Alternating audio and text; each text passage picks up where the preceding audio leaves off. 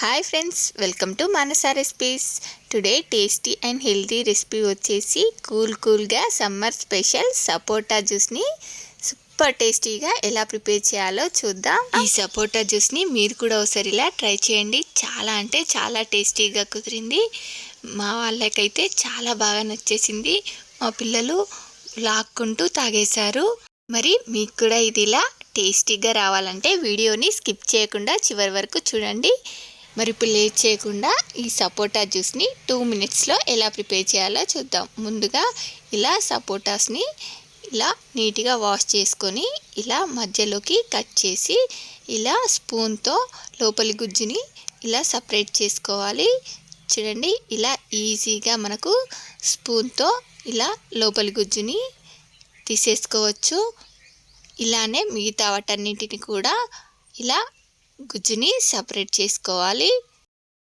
ఇలా అన్నింటినీ గుజ్జు తీసేసుకోగా నాకు ఇలా 1 కప్పు వరకు సపోటా గుజ్జు వచ్చింది. దీన్ని ఇలా మిక్సీ జార్లో వేసుకొని మీ స్వీట్నెస్కి సరిపడా షుగర్ని యాడ్ చేసుకోండి. ఎందుకంటే మనకు సపోటా పండ్లు కూడా చాలా స్వీట్గా ఉంటాయి కదా. నేను ఇక్కడ 1/4 కప్పు షుగరు, అలాగే కాచి చల్లార్చిన ఫ్రిడ్జ్లో పెట్టుకున్న పాలు 2 కప్స్ పాలని, అలాగే దీనిలోనికి కొన్ని ఐస్ క్యూబ్స్ని యాడ్ చేసుకొని వీటన్నిటిని కూడా బ్లెండ్ చేసుకోవాలి.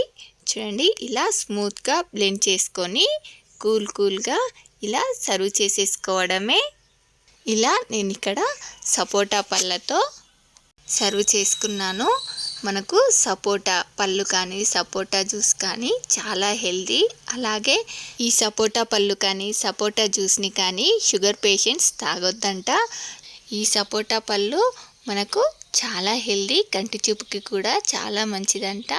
మరి ఈ టేస్టీ అండ్ హెల్తీ రెసిపీ సపోటా జ్యూస్ని మీరు తప్పకుండా ట్రై చేయండి. చూడండి, మా పాపకు సపోటా పళ్ళు కానీ సపోటా జ్యూస్ అంటే చాలా ఇష్టం. అందుకనే చూడండి, వీడియో అవ్వకముందే వచ్చేసింది జ్యూస్ కావాలంటూ.